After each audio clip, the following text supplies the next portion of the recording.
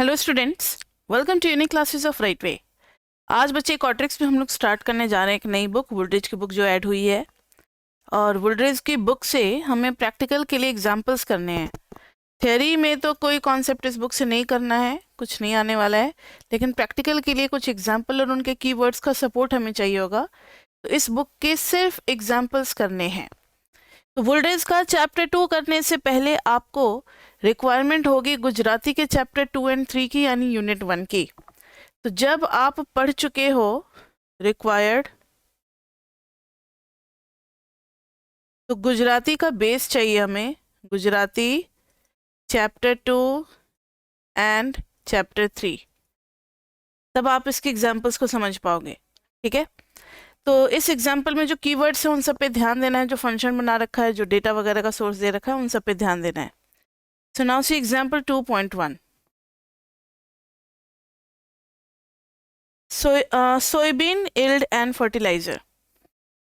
Suppose that soybean yield is determined by the model.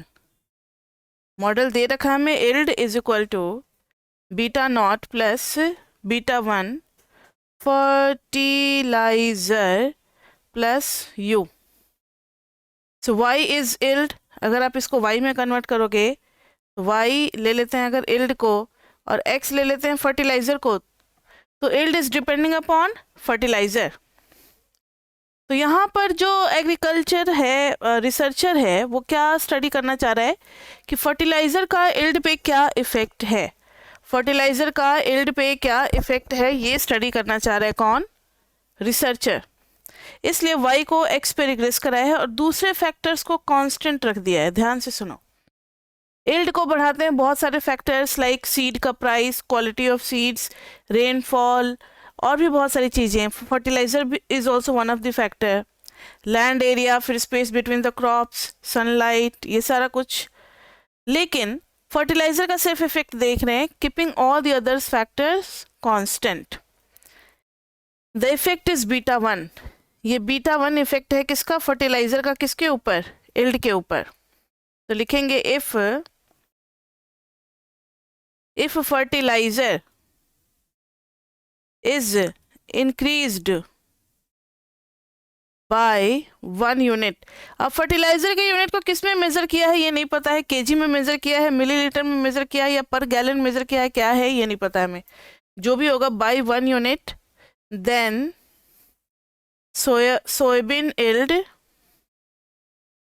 Soybean yield increases क्यों कह रहे हैं, बता सकते हो कोई, बीटा 1 यूनिट्स।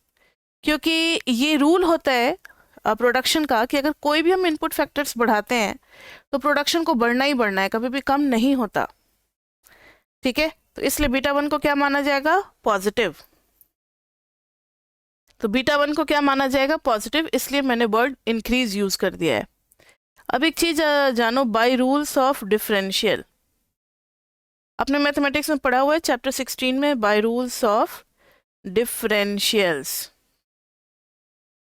अगर आप चेंज इन yield देखोगे तो बीटा नॉट तो कांस्टेंट है, उसमें तो चेंज जो होगा वो 0 हो जाएगा, प्लस बीटा 1 इंटू चेंज इन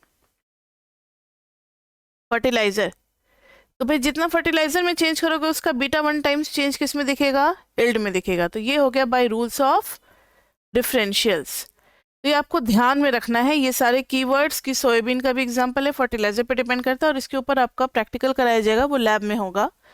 वहाँ पे सारे यूजर फ्रेंडली सॉफ्टवेयर होते हैं, उसमें बस एंट्री होगी, उसमें फर्टिलाइजर और yield का दे रखा होगा, और आपको ये बीटा नॉट और बीटा 1 निकालना होगा। वो सारा कुछ वहाँ फीड किया रहता है, निकल जाता है, हमें कोई कैलकुलेशन करने की जरूरत नहीं है, हमें सिर्फ डेटा को पुट करने की जरूरत है, रिजल्ट आ जाता है। ठीक है, तो जो भी बीटा नॉट और बीटा 1 आएगा उसके हिसाब से आप अपना रिजल्ट समझा दोगे कि what is beta 1 and what is beta not. ठीक है, तो अभी ऐसी एग्जाम्पल्स हैं, तो आपको ध्यान देना पड़ेगा। Example 2.2, a simple ways equation. ये कुछ गुजराती जैसा है, जहाँ पे स्कोर पे वेज डिपेंड कर रहा था, या स्कोर वेज पे डिपेंड कर रहा था, यहाँ पर उल्टा है। A model relating a person's wage to observed education and the other unobserved factors is, wage is equal to beta not plus beta 1 education plus u दिया हुआ है हमें। अब ये एजुकेशन का क्या यूनिट है? वेज को मेजर किया गया है डॉलर्स पर आवर के हिसाब से, साफ साफ दिया हुआ है, पढ़ो तो। If wage is measured in dollars per hour and education is years of education, years of education, कितने साल पढ़ाई की है, then beta 1 measures the change in hourly. ठीक है, ये तो हो जाएगा, लेकिन एजुकेशन को किस तरीके से किया गया है? सम ऑफ दोज फैक्टर्स इंक्लूड। अच्छा ठीक है, कितने साल पढ़े हो उस पर वेज डिपेंड करेगा। जाहिर सी बात है, जो ज़्यादा पढ़े लिखे लोग होंगे उनको वेजेस ज़्यादा मिलती है। पता है या नहीं पता है? बिल्कुल पता है। तो तभी तो कहते हैं कि पढ़ोगे लिखोगे तो बनोगे नवाब, खेलोगे कूदोगे तो होगे खराब, एक कहावत है। तो जो ज़्यादा पढ़े लिखे होते हैं उनको ज़्यादा वेजेस मिलता है इन कंपैरिजन टू जो कम पढ़े लिखे होते हैं। वेजेस की बात हो रही है, बिजनेस की बात नहीं हो रही है, वेजेस की बात हो रही है। तो यहाँ पर हो गया हमारा बीटा 1 क्या बताएगा? ये है हमारा स्लोप। तो if a person is educated by, if a person is educated more by 1 year, then his wage increases by beta $1 per hour. 1 घंटे में बीटा $1 उसका वेज बढ़ जाएगा। ठीक है, तो इस टाइम में ना दूसरे फैक्टर्स को कांस्टेंट रखा गया है, सिर्फ एजुकेशन को चेक किया जा रहा है कि वो वेज को कैसे अफेक्ट कर रहा है। ठीक है, अब जरूरी नहीं है कि जो लाइन है उसी पे सारे डेटा लाई करें, कुछ ऊपर भी हो सकता है और कुछ नीचे भी हो सकते हैं। ये रहा एजुकेशन और इधर रहा वेज। लाइन अगर ये है तो कुछ डेटा ऊपर और कुछ डेटा नीचे भी हो सकते हैं। तो इनकी वजह क्या हो सकते हैं? तो कॉजेज ऑफ एरर, कुछ सोचो जरा, क्योंकि ये सब प्रैक्टिकल में क्वेश्चन आएगा कि क्यों, why this data is above the proposed regression line, जो रिग्रेशन लाइन आया है उससे ऊपर क्यों है, what may be some of the causes explain. तब आपको एक्सप्लेन करना पड़ेगा कि ऐसे क्या क्या वजह हो सकते हैं कि ईयर्स ऑफ एजुकेशन इतना होते हुए भी वेजेस जो है उससे ज़्यादा मिल रहा है या वेजेस उससे कम मिल रहा है, क्या वजह हो सकती है। तो कॉजेज ऑफ एरर में जैसे labour force experience, labour force experience, भाई बंदे का कितना एक्सपीरियंस है उस पर डिपेंड करता है। अब सिम इंजीनियरिंग करके अगर 2 बंदे आ रहे हैं, एक का एक्सपीरियंस है 5 साल का, किसी दूसरे कंपनी में काम किया, और एक बिल्कुल नया है, तो एक्सपीरियंस्ड बंदा को ज़्यादा मिलेगा क्योंकि उसको काम करने का ज़्यादा एक्सपीरियंस है, तो ज़्यादा आउटपुट में कंट्रीब्यूट करेगा। और है इनेट एबिलिटी, इनेट एबिलिटी, इनेट इज इंटरनल या फिर नेचुरल आप कह लो, जो कि हेरिडेटरी होता है। कुछ लोग बाय बर्थ ज़्यादा इंटेलिजेंट होते हैं, ज़्यादा हार्ड वर्किंग होते हैं, कुछ लोग कम होते हैं, वो इनेट एबिलिटी हो गया। फिर हो गया टेन्योर, भाई कौन कितने साल से काम कर रहा है, कितने मतलब 5 साल के लिए काम कर रहा है, 10 साल के लिए काम कर रहा है, ये सब टेन्योर भी देखा जाता है। टेन्योर विथ करेंट एम्प्लॉयर, जो पुराने बंदे होते हैं उनको मिलता है ना ज़्यादा salary. Tenure with current employer. Next है वर्क एथिक, ये सब डिटरमाइन करते हैं। न्यूमरस अदर थिंग्स, बहुत सारी चीज़ें हो सकती हैं। तो इस टाइप से कॉजेज आपको दिमाग में रखना है, 4-5 कॉजेज मेंशन कर दोगे तो फिर वो एक्सप्लेन हो जाएगा। तो this was example number 2। Now we are moving to example number 3। बाकी टॉपिक्स इसमें वही है जो हम लोग गुजराती में कर रखे हैं, वही OLS का डेरिवेशन है, वही सारा कुछ है, नॉर्मल इक्वेशंस हैं। अब आ जाओ एग्जांपल 2.3 पे।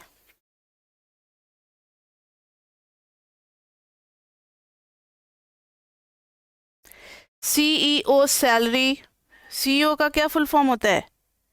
Chief executive officer. And return on equity, and return on equity. तो ध्यान से देखें, for the population of chief executive officers, इसमें थोड़ा सा पढ़ना पड़ेगा बुक का language. Let y be annual salary, y क्या है? एनुअल सैलरी है। Y is annual salary in thousands of dollars, thousands of dollars तो अगर y is equal to example, अगर y इज इक्वल टू 856.3 है तो it means that y is equal to 8563 dollars है। ठीक है, नेक्स्ट है let x be average return on equity, average return on equity, this is return on equity, this is ROE, return on equity for the CEO's firm for the previous 3 years, और return on equity is defined in terms of net income as a percentage of common equity, मतलब percentage में है। तो example अगर ROE is equal to 10 है, that is 10%, तो ये percentage में मेजर किया गया है। क्लियर है? सैलरी को $1000 में, $1000 और रिटर्न ऑन इक्विटी को परसेंटेज में मेजर किया गया है। अब इन्होंने सैलरी को रेट ऑफ इस पे रिग्रेस कराया, y को x पे रिग्रेस कराया, तो इनका मिला salary is equal to beta not plus beta 1 return on equity plus u. The slope parameter beta 1 measures the change in annual salary. अब यहां देखो, रिटर्न ऑन इक्विटी ज्यादा होगा तो सैलरी भी ज्यादा होगा। तो नोट में ये आपका कॉमन सेंस काम करेगा, ये सब आप माइक्रो में पढ़े होगे इकोनॉमिक्स में, थ्योरी में। तो if ROE increases then company is in better situation, company is in, भाई रिटर्न ज़्यादा मिला है तो बेटर सिचुएशन में है ना कंपनी, कंपनी को फ़ायदा हो रहा है तो वो अपने CEO को क्या देगी, ज़्यादा देगी सैलरी। सो सैलरी इंक्रीजेस। कंपनी जब रिसेशन में चली जाती है तो सैलरी डिक्रीज भी कर देती है, तो जब कंपनी को बहुत ज़्यादा फ़ायदा होता है तो सैलरी इंक्रीज भी कर देती है। So we assume beta 1 greater than 0। क्यों बीटा 1 को हम लोग ग्रेटर देन 0 मान रही है, समझ में आ गया? क्योंकि रिटर्न ऑन इक्विटी जब इंक्रीज होगा तो सैलरी भी क्या होगा, इंक्रीज होगा। तो salary is equal to beta not plus beta 1 ROE plus U, ये हो गया हमारा। अब इसको इन्होंने निकाला है SRF, कैलकुलेशन पूरा कर दिया, सारा डेटा मिलेगा आपको इसके वेबसाइट पे। तो सैलरी के बहुत सारे ऑब्जर्वेशन होंगे, ROE के भी बहुत सारे ऑब्जर्वेशन होंगे, उनका पूरा निकाल लिया गया। वही formula beta B2 is equal to क्या था, n into summation of x y minus summation x into summation y upon n into summation x square minus summation x का होल स्क्वायर, और फिर y mean is equal to B1 plus B2 x mean, यहाँ से B1 भी निकाल लिया गया। तो सैलरी पे ऐसे हैट लगाने का मतलब ये कि SRF है, ये निकाला गया है 963.191 प्लस 18.501 ROE, और n इज इक्वल टू दिया हुआ है 209। यानी अगर आप डेटा को जाकर के चेक करोगे, इनका अपना सॉफ्टवेयर होता है जो भी ओपन सोर्स डेटा है, तो उसमें 209 ऑब्जर्वेशंस होंगे और उन सब का एंट्री करोगे तो अपने आप ये SRF निकाल करके दे देगा। ठीक है, बीटा 1 और बीटा 2 हमें निकालना नहीं पड़ता, ये अपने आप निकाल करके दे देते हैं। और इसका डेटा का सोर्स कहाँ है, तो इन CEO सैलरी 1। तो ये है डेटा सेट है, ये है हमारा डेटा सेट, इसमें आप जाकर के अपने डेटा को चेक कर सकते हो। 209 डेटा है हमारे पास। अब स्लोप और इंटरसेप्ट क्या बताएगा, तो ध्यान से देखो, change in salary is equal to 18.50 change in ROE, यानी इसको आप लिख सकते हो लैंग्वेज में कि ROE अगर 1% से इंक्रीज होता है, if ROE increases by 1% then salary increases by 18.50 को 1000 से मल्टीप्लाई करेंगे तो $18500 इतने से बढ़ जाएगा हमारा। ठीक है, तो इतने से बढ़ जाएगा डॉलर 18,500 से हमारा सैलरी क्या हो जाएगा, सीईओ का बढ़ जाएगा। तो ये मतलब हो गया किसका, बीटा 2 का। बीटा 1 का मतलब क्या है, बीटा 1 963.191। इसका मतलब है कि even if return on equity is 0, then also CEO salary is 9,963। ये जो वैल्यू है ना, इसको हम लोग 1000 से मल्टीप्लाई करेंगे, तो 963,191 डॉलर, 963.191 डॉलर इतना फिक्स किया गया है। तो ये कुछ बच्चे नो इकोनॉमिक सेंस, भाई जब कंपनी का प्रॉफिट ही नहीं हो रहा है तो वो कहाँ से सैलरी देगी, इसका कोई इकोनॉमिक सेंस नहीं निकलता है। तो यही हो गया कि it has no economic sense. ये तो वही हो गया कि कंपनी को 0 प्रॉफिट हो रहा है फिर भी बिठा करके क्या सबको सैलरी दिए चले जा रहे हैं, क्या ऐसा हो सकता है, नहीं हो सकता। तो it has no economic sense. बाद बाकी इन्होंने ग्राफ बनाया हुआ है, ग्राफ तो आपको आ जाएगा समझ में। अब फिर हम लोग बढ़ते हैं एग्जाम्पल 2.4 पे, wage and education. For the population of people in the workforce in 1976, let y is equal to wage। ठीक है, ये तो हम लोग समझ गए कि y जो है वो वेज को लिया गया है, where wage is measured in dollars per hour। ठीक है, डॉलर पर आवर मेजरमेंट की गई है। Thus for a particular person, if wage is equal to 6.75, the hourly wage is this one। ठीक है, 6.75। Let x is equal to education years of schooling। अभी जो किया था वही है, x जो है वो ईयर्स ऑफ स्कूलिंग है,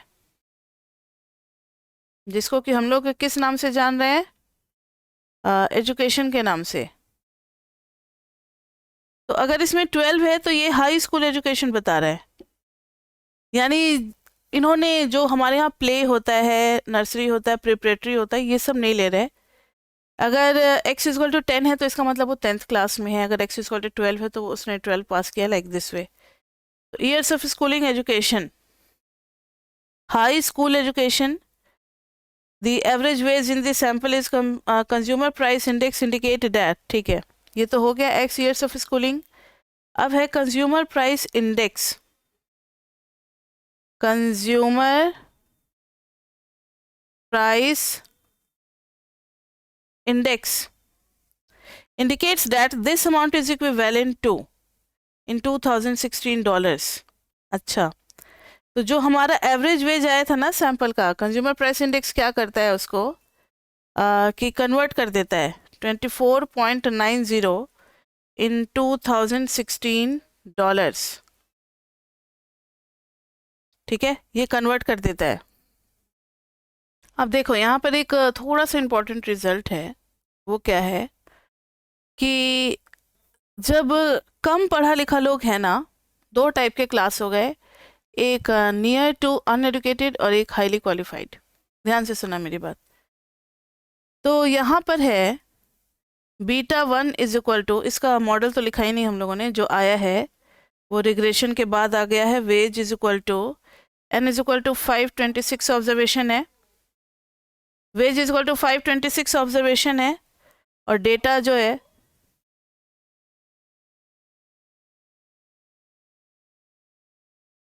इन वेज 1। ठीक है, तो wage is equal to minus 0.90 plus 0.54 education, n is equal to 526। तो इसमें बीटा 1 को इंटरप्रेट करना है। Beta 1 is equal to minus 0.90, ये बताता है कि even if education is 0, even if education is 0, then wage is minus 0.90, which has no economic sense, no economic sense। और अगर आप अपने डेटा को देखोगे तो 18 people have less than 8 years of education। तो सिर्फ 18 लोग ऐसे हैं who have whose x is less than 8, मतलब 8 साल से कम पढ़े लिखे लोग सिर्फ 18 हैं। कितने में से? आउट ऑफ 526 पीपल, आप डेटा को देखोगे जाकर के वेबसाइट पे, तो ये होगा n is equal to 18 whose x is less than 8। अब देखो इसका मतलब है it is not surprising that the regression line does poorly at very low levels of education। तो रिग्रेशन लाइन जो है वो अच्छा काम नहीं कर रहा है। Regression line does very poorly for low education, ठीक है, तो वहां पर ये ढंग से सेट नहीं बैठेगा। For a person with 8 years of education, वो तो खैर अपना ठीक है 8 years ऑफ एजुकेशन के निकल जाएगा। और जब हाई एजुकेशन होगा, हाई एजुकेशन होगा, मान लो कोई अगर इंसान 1 साल ज़्यादा पढ़ा लिखा है तो उसका सैलरी कितने से बढ़ेगा, 0.54। अगर 4 साल ज़्यादा पढ़ा लिखा है तो 4 इंटू 0.54। तो जितना ज़्यादा पढ़ा लिखा है उतना ज़्यादा क्या दिख रहा है, उतना ज़्यादा क्या है, फेयरली लार्ज इफेक्ट दिख रहा है। हाई एजुकेशन में वी सी लार्ज इफेक्ट्स। क्यों?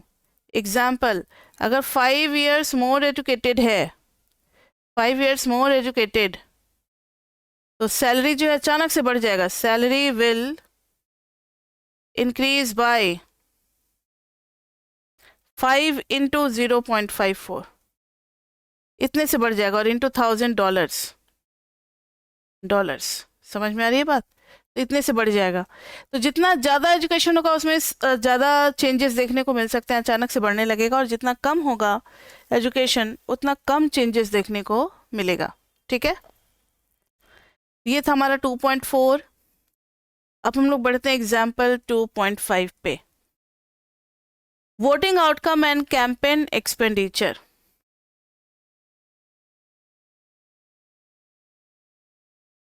voting outcomes and campaign expenditures। voting outcomes and campaign expenditures।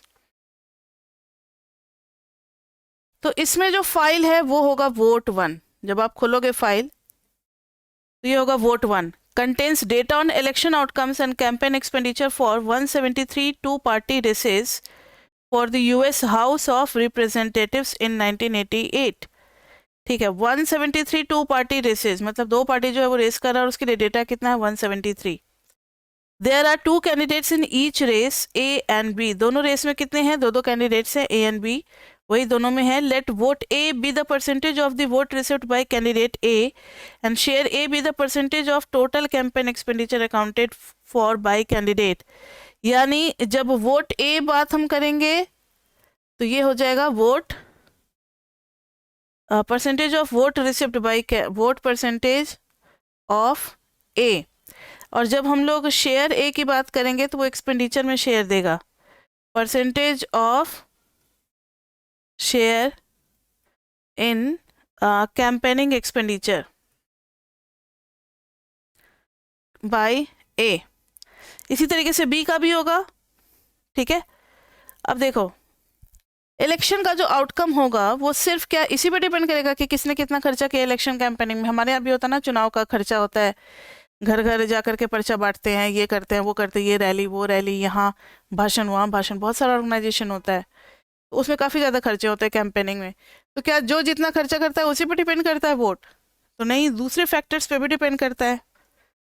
तो share A, share affects voting but other factors are, जो दूसरे फैक्टर्स कर सकते हैं, the other factors are like quality of candidates. बहुत सारे हो सकते हैं, ये फॉरेन की बुक है इसलिए सिर्फ क्वालिटी ऑफ कैंडिडेट्स लिख करके काम कर दिया है। और dollar amount spent by A and B, वो तो ठीक है, मनी स्पेंड बाय। हमारे यहाँ तो बहुत कुछ है, कास्ट सिस्टम है, एरिया भी है, कितना पढ़ा लिखा है, सब कुछ देखा जाता है, ठीक है। तो ये सारा कुछ हो गया, और कितने साल उसके एक्सपीरियंस की हो गई, ये भी एज भी देखा जाता है इंडिया में, लेकिन ये बाहर की है। Nevertheless we can estimate a simple regression model. इन्होंने निकाला मॉडल, मॉडल इनका क्या निकल करके आ गया, vote A is equal to 26.81 plus 0.464 share A और n इज इक्वल टू 173। ये आपको वोट 1 फाइल में मिल जाएगा डेटा, इसका 173 डेटा होगा और उसको रिग्रेस कराओगे जब पुट करोगे प्रोग्राम में, जो भी फीड किया रहता है सॉफ्टवेयर में, जो भी पैकेज आपके कॉलेज वाले फॉलो कर रहे होंगे, उसमें अपने आप ये रिजल्ट निकल करके आ जाएगा। अब जब ये रिजल्ट आ जाएगा तो आपको एक्सप्रेस करना होगा कि बीटा 1 और बीटा 2 का मतलब क्या है। तो बीटा 2 का मतलब क्या है, बीटा 2 इज इक्वल टू 0.464। तो ये हमें बता रहा है कि if expenditure increases by 1, if expenditure increases by 1, अब एक्सपेंडिचर को कैसे इंक्रीज कर रहे हैं, तो 1%, देन वोटिंग, सब तो परसेंटेज में ही था ना, वोट भी परसेंटेज में और शेयर भी परसेंटेज में, देन वोट इंक्रीजेस बाय 0.464%। ठीक है, अब देखो जरा,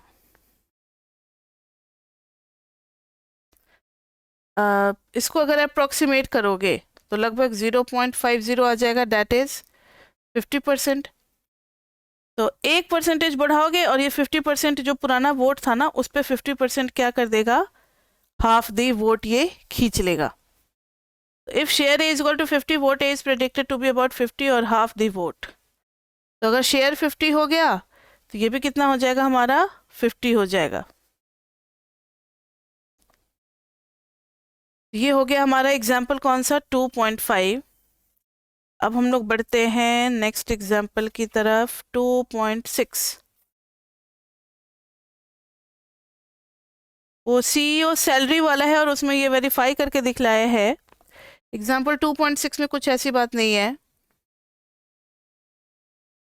Table 2.2 contains a list of first 15 observations in the CEO data set along with the fitted values called the salary hat and the residual called U hat। तो यहाँ देखो, इन्होंने दे रखा है observation number, return on equity, salary, और जो suggested आ रहा है सैलरी हैट, और ये है यू हैट। सबकी वैल्यू दे रखी है 15 तक, यहाँ भी सब दे रखा है, यू हैट भी दे रखा है। अब इन्होंने कहा था first 4 CEOs have lower salary than what we predicted from the OLS regression. यहाँ देखो ना, पहला 4 लिखना पड़ेगा तभी पता चलेगा। पहले 4 को आप कंपेयर करो, आ कितना रहा है, 1095, 1001, 1122, 578, और होना कितना चाहिए था, 1224.058। दिस शुड बी, ये है हमारा suggested. Next is 1164.854, 1397.969, next is 1072.348। लेकिन उसके बाद से बच्चे गेम बदल गया, 1368 और यहाँ पे 1218.508। इसके बाद से जो प्रेडिक्टेड है उससे ज़्यादा आने लगा, लेकिन उसके पहले क्या है, लेस लेस लेस लेस। तो पहले 4 जो ऑब्जर्वेशन है, जो एक्चुअल वैल्यू है वो एस्टिमेटेड वैल्यू से कम है, इसलिए एरर भी आपको क्या दिख रहा होगा, नेगेटिव नेगेटिव नेगेटिव नेगेटिव। उसके बाद से पॉजिटिव एरर आपको आने लगेगा, फिर नेगेटिव नेगेटिव। मतलब जहाँ भी एस्टिमेटेड वैल्यू से ज़्यादा होगा वहाँ पॉजिटिव आ जाएगा, और जहाँ एस्टिमेटेड वैल्यू से कम होगा वहाँ नेगेटिव आ जाएगा। तो इन्होंने बोला है ठीक है, द फर्स्ट 4 के बारे में बता दिया। As can be seen from the positive you had, the 5th CO makes more than the predicted from the, ठीक है, 5th वाला का ज़्यादा आ रहा है, प्रेडिक्टेड था 1218 लेकिन इसने कर दिया 1368, तो ज़्यादा आ गया। तो beta naught and beta 1 are chosen. तो ये OLS की बात कर रहे हैं, the sample average of OLS residual is 0, the sample covariance between the regressors and OLS residual is 0। मतलब इसमें जब आप निकालोगे XI और UI तो ये 0 आएगा, आप निकाल करके देखना, आएगा 0। मतलब जितने भी कैपिटल X है, X तो ये है ना, और Y क्या है, सैलरी है, तो स्मॉल x निकाल लोगे और स्मॉल x को UI के साथ मल्टीप्लाई करके, मतलब स्मॉल x निकालोगे x माइनस एक्स मीन, फिर स्मॉल XI UI, फिर सबका सम करोगे तो यहाँ क्या आ जाएगा, 0। यही बताना चाह रहे हैं। तो ये सम क्या आ जाएगा, summation of x i u y is equal to 0। तो ये आप अपना निकाल करके देखोगे। Next is example 2.7 wage and education.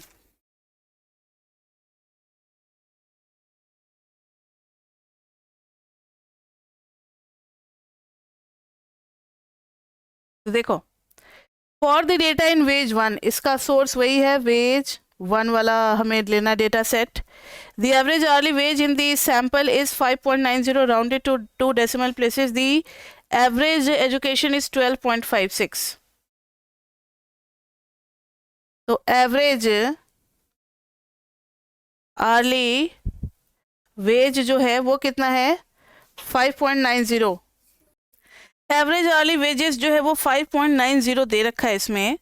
Rounded to 2 decimal places the average education is 15.26। Average education is 12.56।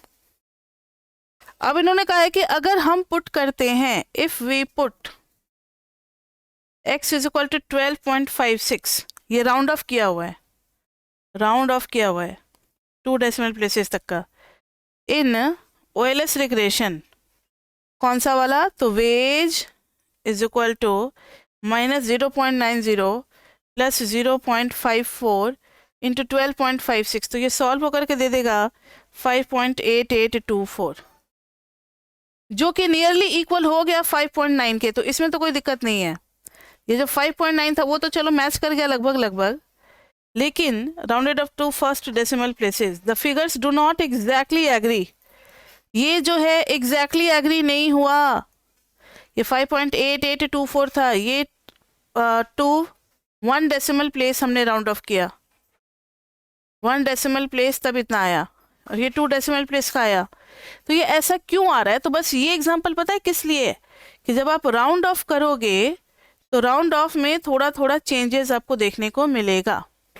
इसलिए अगर आप अपना सिलेबस का फर्स्ट 2-3 पेजेस पढ़ते हो तो उसमें नोट दिया हुआ है कि जो भी इन बिटवीन कैलकुलेशन होता है, जो भी इन बिटवीन कैलकुलेशन होता है उसमें राउंड ऑफ कितने तक का करना है, इज टू बी उसको राउंड ऑफ टू 4 प्लेसेस करना है हमें, राउंड ऑफ टू 4 प्लेसेस, और जो फाइनल आंसर है उसको 2 प्लेसेस तक, फाइनल आंसर आएगा उसको 2 प्लेसेस तक, जो बिल्कुल लास्ट में आएगा। अगर आप इस चीज़ को फॉलो करते हो ना तो आपका आंसर बिल्कुल सेम टू सेम मैच करेगा जो भी एग्जामिनर के पास जो भी सोल्यूशन होगा उससे, क्योंकि बहुत सारे कैलकुलेशंस इन्वॉल्व होते हैं। तो बीच बीच में डेसिमल के बाद 4 प्लेसेस तक लेना है, और फाइनली फिर डेसिमल के बाद 2 प्लेसेस तक ही रहेगा, तो वो आंसर आपका एग्जैक्टली मैच करेगा। थोड़ा बहुत अलग होगा तो वो एग्जामिनर फिर देखेगा, उसको टाइम लगेगा, चेक करेगा, तभी मार्क्स देगा। और अगर ऐसे आंसर मैच कर गया तो वो समझ जाएगा कि बच्चे ने सही किया हुआ है, मार्क्स तो उस पर भी नहीं कटेगा। लेकिन क्यों इतने पंगे लेना, सेम टू सेम रहे तो ज़्यादा अच्छा है। ये हो गया हमारा example 2.7। Now coming to 2.8, CEO salary, CEO and return on equity, उसी एग्जाम्पल को ले रहे हैं। In the CEO salary regression we obtained the following, salary is equal to 963.191 plus 18.501 return on equity. N is equal to 209, R square is equal to 0.0132. तो we have reproduced the OLS equation। देखना पहले वाले से क्या अलग है, salary और उसमें पहले जो थी हमारी सैलरी वाली,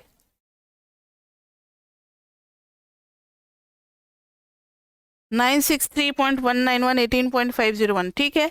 वी हैव रिप्रोड्यूस्ड, मतलब अब इसमें आर स्क्वायर भी आ गया है। आर स्क्वायर बच्चे आपको चैप्टर 3 में मिलेगा, कोफिशिएंट ऑफ डिटर्मिनेशन। ये बताता है कि कितना परसेंटेज ROE अफेक्ट कर रहा है। तो ROE का कितना इफेक्ट है किसके ऊपर, सैलरी के ऊपर। तो यहाँ पर R square is equal to 0.0132 है, ये बता रहा है, इसको 100 से मल्टीप्लाई कर दो तो 1.32% ये दे रहा है हमें, that is ROE affects 1.32% on salary. तो भाई सैलरी का तो बहुत कम हिस्सा अफेक्ट कर रहा है ROE, तो बाकी का जो है लगभग 98 पॉइंट जो भी होगा 98 पॉइंट समथिंग, वो किसी और अदर फैक्टर से गाइड हो रहा है। समझ में आ रही है बात? तो आर स्क्वायर ये बता रहा है कि कितना जो है रिटर्न ऑन इक्विटी एक्सप्लेन कर रहा है, तो रिटर्न ऑन इक्विटी बहुत कम एक्सप्लेन कर रहा है, that is 98.7% is left unexplained. वो किस वेरिएबल पर डिपेंड कर रहा है ये तो यहाँ इस मॉडल में पता ही नहीं चल रहा है, अनएक्सप्लेन्ड रह गया। कितना परसेंटेज, बहुत बड़ा भाग अनएक्सप्लेन्ड रह गया, पता ही नहीं है। जब पता ही नहीं है तो हम किस चीज को बढ़ा करके सैलरी को चेंज करेंगे? आप रिटर्न ऑन इक्विटी को अगर थोड़ा सा बढ़ा भी दो तो सैलरी थोड़ा सा ही बढ़ेगा, तो सैलरी पे ज्यादा चेंजेस देखने को नहीं मिलेगा। तो दूसरे फैक्टर्स अनएक्सप्लेन्ड रह गए। This lack of explanatory power may not be too surprising because many other characteristics of both the firm and the individual CEO should influence his salary. These factors are necessarily included in the errors of a simple. ये सब आगे आप पढ़ोगे कि भाई ROE के अलावा जो दूसरे फैक्टर्स हैं, may be other factors. तो CEO का अपना पर्सनल एक्सपीरियंस भी हो सकता है कि भाई उसने कितने कंपनी में काम किया हुआ है, कितने साल काम किया हुआ है। CEO का अपना पर्सनल एक्सपीरियंस, उसका जो फीडबैक है वो, फिर उसका जो और क्या कह सकते हैं उसका परफॉर्मेंस, ये सब से उसको सैलरी दी जा रही है। रिटर्न ऑन इक्विटी पे उसका सैलरी ज़्यादा डिपेंड नहीं कर रहा है। समझ में आई बात? तो ये आर स्क्वायर का मतलब होता है कोफिशिएंट ऑफ डिटर्मिनेशन का। उसके बाद से 2.8 के बाद से 2.9 is not in our syllabus. 2.9 से हमें नहीं करना है। 2.10 is also not in our syllabus. 2.9 करना है? नहीं, 2.9 भी नहीं करना है। Voting outcomes and campaigning expenditure 2.9 शायद करना है। 1 मिनट देख लेते हैं सिलेबस।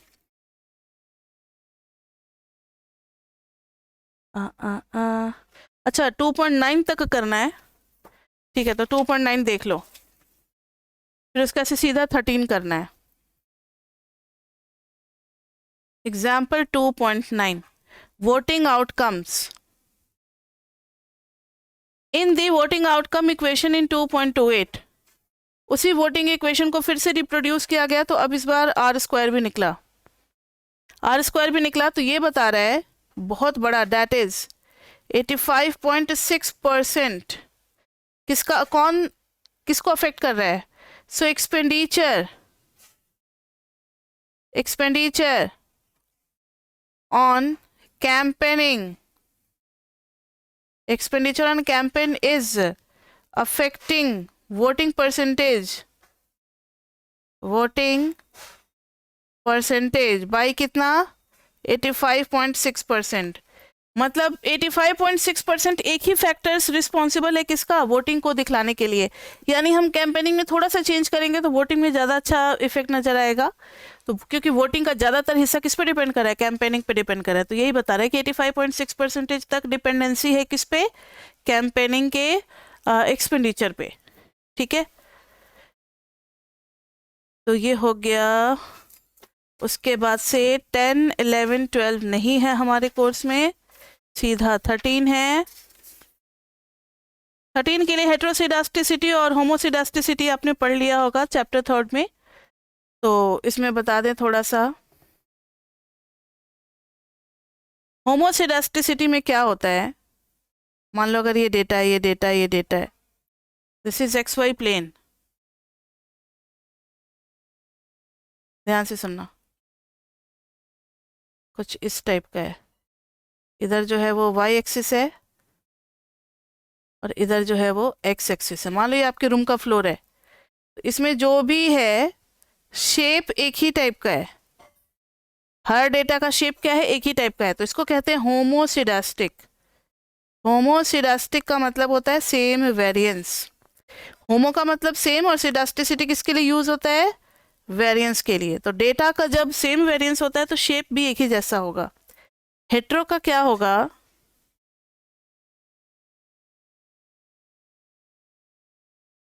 अगर ये डेटा है तो कहीं ज़्यादा ऊंचा, ये डेटा है तो कहीं थोड़ा सा फ्लैट, ये डेटा है तो कहीं ज़्यादा फ्लैट, तो ये कहलाएगा हेट्रोसिडास्टिसिटी। सिडास्टिसिटी, हेट्रो मतलब डिफरेंट, डिफरेंट डिफरेंट वेरिएंस है। अब देखो जरा, ये पता लग जाएगा आपको कि ये एक्स पे और वाई पे क्या लिया है।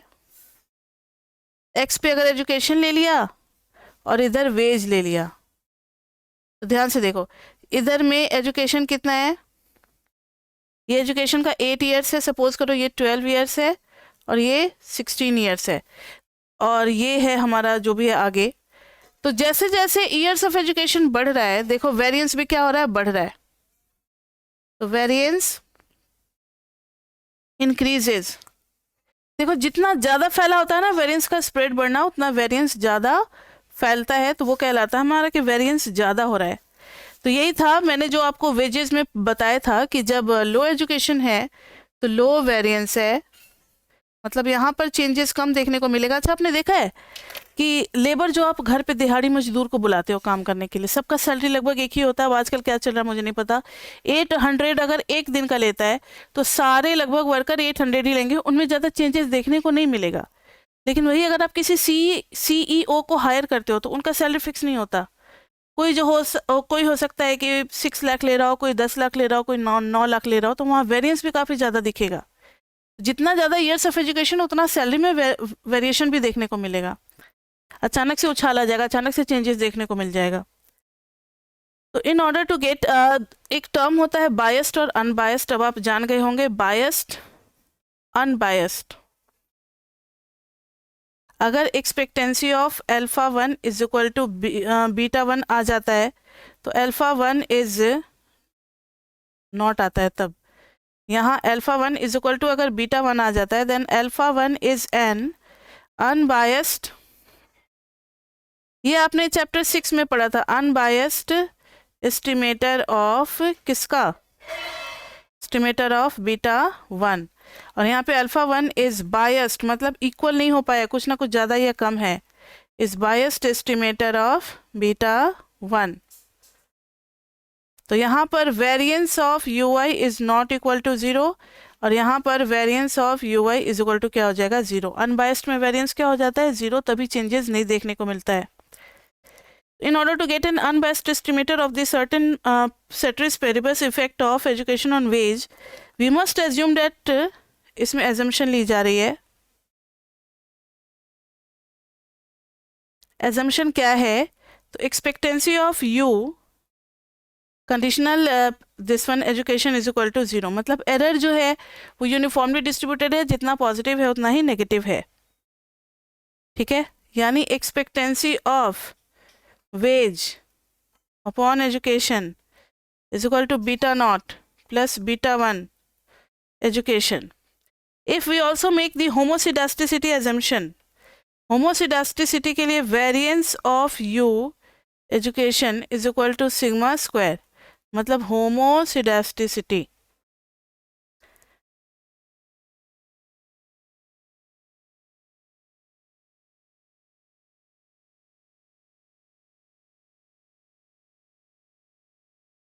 इसको अभी छोड़ दो वेरिएंस वाले प्रॉपर्टी को, इसको बाद में एक्सप्लेन करेंगे। Variance of u for given education is equal to sigma square homoscedastic. Homoscedasticity के लिए ये क्या है, वेरिएंस का फंडा है हमारा। Thus, while average wage is allowed to increase with education level, it is rate, ये तो हम लोगों ने देख लिया है कि जैसे जैसे एजुकेशन बढ़ता चला जाता है, जॉब अपॉर्चुनिटीज़ भी क्या होती है, बढ़ती चली जाती है, तो वहाँ पे वेरिएशन ज़्यादा देखने को मिलता है। लेकिन जितना कम रहेगा, इसकी बात करें, जितना कम अगर आपका ईयर्स ऑफ स्कूलिंग है तो जॉब अपॉर्चुनिटीज़ उतनी कम होगी, तो फिर वहाँ पर क्या होगा कि आपको लो वेरिएशन देखने को मिलेगा। यही लिखा हुआ है, पढ़ो तो जरा। While average wage is allowed to increase with education level, it is this rate of increase that we are interested in estimating. The variability in wage about its mean is assumed to be constant across all education levels. this may not be realistic. It is likely that people with more education have a wider variety of interest and job opportunities. जो जितना ज़्यादा पढ़ा लिखा रहता है उसके लिए उतने रास्ते खुले रहते हैं. Which could lead to more wage variability at higher levels of education. People with very low, और जो कम पढ़े लिखे होते हैं, people with very low levels of education have fewer opportunities and often must work at a minimum wage. This serves to reduce wage variability at low education level. This situation is shown in figure. ठीक है, ये सब तो हमारा सही है. तो और बाकी जब हेट्रो हो जाता है, होमो नहीं रहता, तो उसके लिए हम लोग चैप्टर 9 में पढ़ेंगे. ज़्यादा डिटेल में इस चीज़ को कहाँ पढ़ना है? चैप्टर 9 में. जब भी CLRM का एक भी एजम्पशन जब फेल करेगा तो उसके लिए एक नया चैप्टर आएगा, तो वो हम लोग चैप्टर 9 में हेट्रोसिडास्टिसिटी का करना है. ठीक है, तो समझ में आ गया कि ये क्या हो रहा है. कम पढ़ा लिखा तो कम वेरिएंस है, एक ही टाइप का लगभग सबका सिमिलर वेजेस देखने को मिलेगा. ज़्यादा पढ़े लिखे लोग, ज़्यादा जॉब अपॉर्चुनिटीज़ है, किसी का 1 लाख तो किसी का 4 लाख, इस तरीके से ज़्यादा चेंजेस देखने को मिलेगा. ठीक है, तो ये सारी बातें आपको याद रखनी है. इतना ही था यूनिट 1 में वुलरिज से. अब फिर यूनिट 2 में हम लोग बढ़ेंगे, लेकिन वो मल्टीपल लीनियर रिग्रेशन करने के बाद. तो अब हम लोग आगे करेंगे डिवोर्स से चैप्टर 4, उसके बाद से फिर वुलरिज के यूनिट 2 पे आएंगे. अभी तक के लिए इतना ही बच्चे. और आप ये सब इतना पढ़ करके मेरा गुजराती का चैप्टर 2, 3 और वुलरिज का ये chapter 2, then you go to your practical lab. वहाँ देखना आपको सारी चीज़ें बहुत आसान लगेंगी. हर कीवर्ड आपको पता होगा, सबका बेसिक नॉलेज, सबके पीछे का लॉजिक आपको पता होगा, तो आप वहाँ पे आंसर कर पाओगे, आप वहाँ पे क्वेश्चन समझ पाओगे. बाकी वहाँ पे तो थोड़ा सा कंप्यूटर का लैंग्वेज है. स्टार्टिंग में हर जगह डेटा की एंट्री होती है, किस डेटा से आप कनेक्ट कर रहे हो, किस फाइल से कनेक्ट कर रहे हो, उस फाइल का नेमिंग देना होता है. जैसे ये हर चीज़ का फाइल है ना, कहाँ गया, ये तो लैब में ही करा सकते हैं ना बच्चे, यहाँ नहीं करा सकते. ये देखो, जैसे वेज 1, तो वेज 1 से हम अपने डेटा को कनेक्ट कर देते हैं. अब वो सारा डेटा वेज 1 से उठाएगा, जो भी डेटा होगा वहाँ पे, तो एंट्री भी नहीं करनी होती है हमें, वो अपने आप एंट्री हो जाता है. ठीक है, सारा रिग्रेशन रिजल्ट भी शो कर देता है कि आप कितने का चाह रहे हो, 2 वेरिएबल का या कितने वेरिएबल का, सारा कुछ लिखा हुआ आता है. यूज़र फ्रेंडली होता है. आप करो, बड़ा मजा आएगा अगर मौका मिलता है तो. ठीक है, तो ये इतना हो गया. हम मिलते हैं फिर हम लोग नेक्स्ट क्लास में. Till then bye bye bye bye.